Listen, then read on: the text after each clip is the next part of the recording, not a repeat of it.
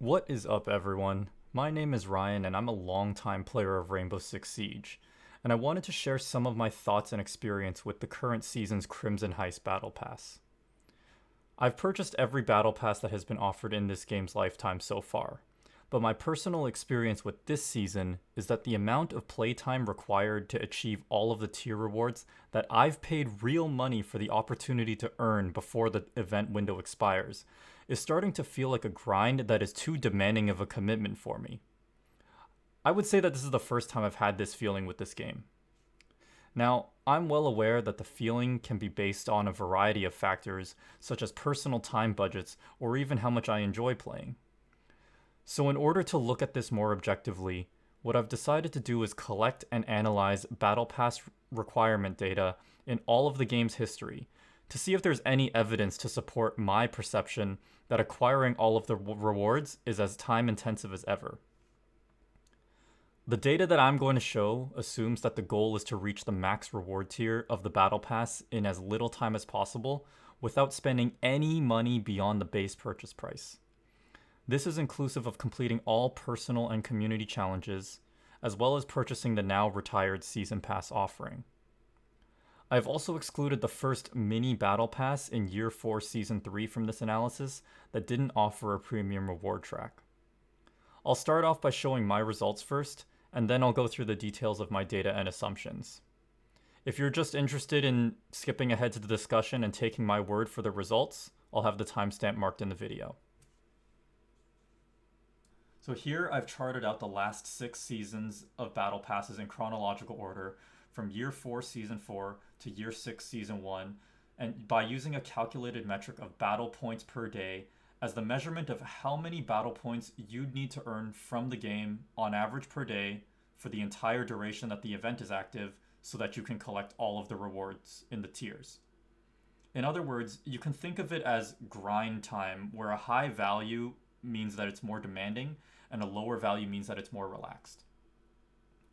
As I expected, the results show that the current Battle Pass, Year 6 Season 1, does require to earn more points than ever daily to return all the rewards at 1186 points per day. This is in stark contrast to the Year 5 Season 4 Battle Pass that directly preceded it, that had the least amount of grind at only 673 points per day. Keep that in mind for later when we go through what may have contributed to that. Looking at this, you could also try to make the argument that the grind has trended upward over time as well, but that Year 5 Season 4 outlier to this pattern kind of weakens that conclusion a little bit. I also had an observation to look at this grind time data from a distribution perspective. And what I saw is that the grind time from one season to the next is really inconsistent. This graphic is a box plot that shows the distribution of battle points per day rates relative to each other. The black line is the median value, the middle ground of all the values in this data set, and the blue horizontal stripes are the actual values of each individual season. Without going into too much detail, this graphic is showing that the variance and confidence intervals are very wide, and you can see how a majority of the values cluster at the two extremes of the chart rather than tend to sit near the middle. What this means is that so far, we don't have a very precise idea of what any given battle pass is going to demand from us as players from one season to the next. Okay, so before we get to discussing the results, I want to go through the method on how I arrived at those numbers and what variables were used for the comparison. I collected all the data either from articles that were posted online or gameplay footage to fill in any gaps that may have been missing. So this chart lists the past 6 seasons again in chronological order. The first assumption I used is that because Siege updated their current pricing model of the Battle Pass to now include the new seasonal operator with timed exclusivity, the rate of Battle Pass progression for previous seasons is going to factor in the Battle Point bonus that was given with ownership of the old Season Pass model, because that was the transaction you needed to make to get the operator exclusivity. So I included that so that we can keep this comparison, the purchasing comparison, apples to apples. I made the adjustment of the level you would need to reach so that the bonus battle points alone would top you up to the max tier. So, as a direct example, in Neon Dawn, if two players played every single round together for the whole season, and one owned the season pass and one didn't, the player with the season pass would unlock the last reward, while their friend who didn't own the season pass would be sitting at tier 76.9.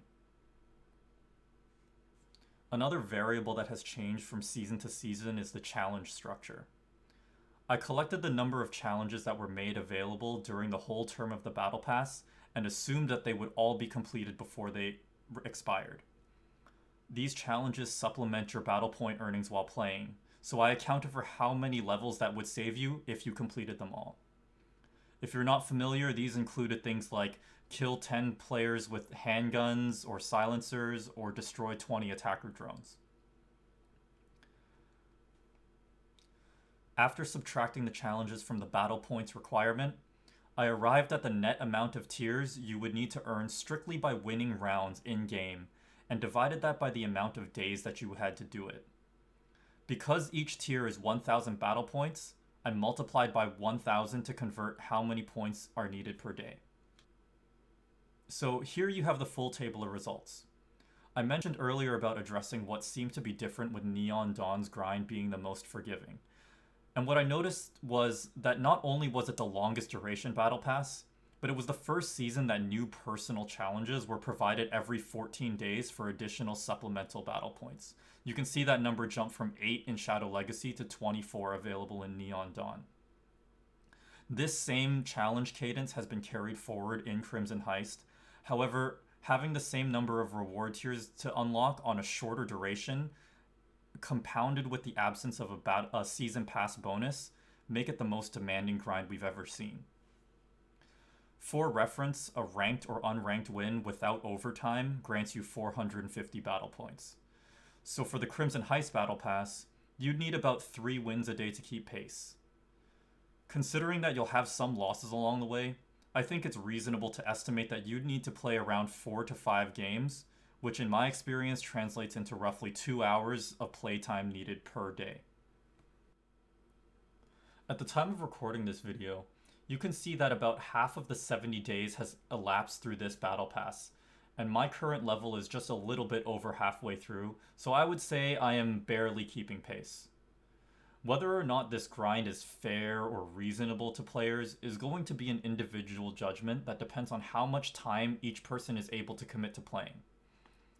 It's possible that making a stronger grind influences players to consider the option of spending additional money to purchase reward tiers that they couldn't unlock with their time commitment.